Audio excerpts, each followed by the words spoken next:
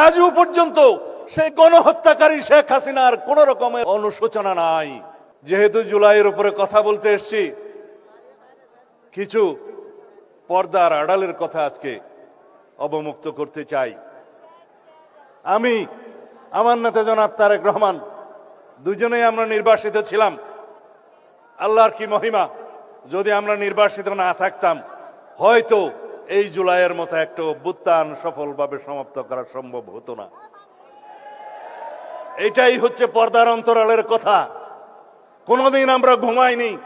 24টা ঘন্টা কোঅর্ডিনেশন করে আমাদের নেতা কর্মীদেরকে বিভিন্নভাবে আমরা অর্গানাইজ করে এই জুলাই যোদ্ধাদের সম্মুখে রেখে অরাজনৈতিক পরিচয়ে এই আন্দোলনের একটা পর্যায় পর্যন্ত আমরা নিয়ে এসেছি। 3 তারিখ 4 তারিখে আমরা যখন নৈতিক সমর্থন প্রদান করি, তারপরের থেকে বিশ্ববিদ্যালয়ের শিক্ষকদের একটা আন্দোলন ছিল, সেখানে সমর্থন দিয়ে তারপরের থেকে যেদিন আমরা 16ই জুলাই পর্যন্ত পৌঁছালাম, সেদিন আমার নেতা বলেছেন, দফা 1 দাবি 1, স্বৈরাচারের পদত্যাগ, অন্য কোনোভাবে এই সমস্যার সমাধান হবে না। আজকে যারা জুলাই যোদ্ধাদের নেতৃত্ব দাবি করেন, তাদের অনেকেই সেদিন বলেছিল আমাদের কোনো রাজনৈতিক দাবি নাই, আমাদের দাবি বৈষম্যহীন এই ছাত্র আন্দোলনের দাবি, কোটা বৈষম্য দূর করতে হবে, সেটাই ছিল তাদের বক্তব্য। আমরা ধীরে ধীরে আমরা জানি স্বৈরাচারকে গদিতে রেখে বৈষম্যহীনতার বাংলাদেশ প্রতিষ্ঠা করা যাবে না। তাদেরকে আমরা বোঝাতে সক্ষম হয়েছি, কিন্তু তাদের সেই সাহস ছিল না। আমরা রাজনৈতিকভাবে সমগ্র বাংলাদেশের সকল মানুষকে ঐক্যবদ্ধ করে শত সহস্র শহীদের রক্তের এই স্রোতের মধ্য দিয়ে আমরা এই জায়গায় এসেছি। আজকে এই বাংলাদেশ রক্তে রঞ্জিত হয়েছে, এই মানচিত্র রক্তে রঞ্জিত হয়েছে। শহীদের রক্তের উপর দাঁড়িয়ে আমরা বিজয় অর্জন করেছি 5ই আগস্ট।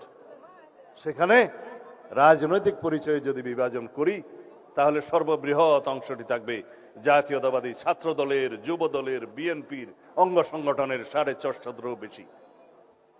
জাতিসংঘের যে রিপোর্ট, সেই রিপোর্টে 1400-র কথা বলা আছে, কিন্তু অফিসিয়ালি বিভিন্ন পত্রিকা এবং জরিপে 700 থেকে 800-র মতো খতিয়ান পাওয়া যায়।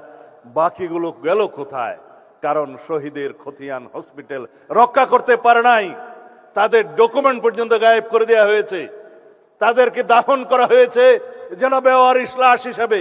আজকে স্বজনরা তার কবরের সন্ধান করে আমরা দিতে পারি না। এরকম একটি নৃশংস হত্যাকাণ্ডের পরে, গণহত্যার পরে আজও পর্যন্ত সেই গণহত্যাকারী শেখ হাসিনার কোন রকমের অনুশোচনা নাই। তারা জুলাই যোদ্ধাদেরকে অপরাধী হিসেবে তকমা দিচ্ছে। বাংলাদেশের এই গণ অভ্যুত্থানকে তারা বলছে একটা জঙ্গি তকমা দিচ্ছে।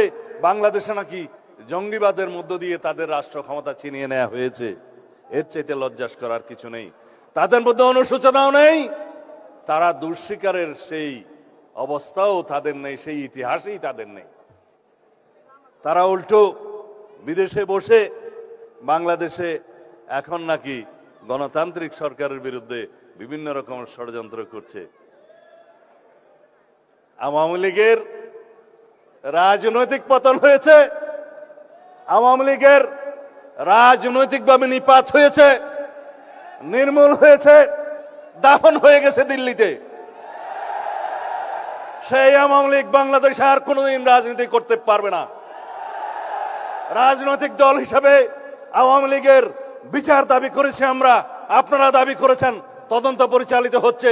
ইনশাআল্লাহ খুব শিগগির রাজনৈতিক দল হিসেবে সেই রাজনৈতিক দলকে বিচারের কাঠগড়ায় নিয়ে যাওয়া হবে। সংবিধানের 47 আর্টিকেল অনুসারে আইন সংশোধন করা হয়েছে, সন্ত্রাস বিরোধী আইনে আছে, আইসিটি অ্যাক্টে আছে, রাজনৈতিক দলের সংগঠনের বিচার করা যাবে।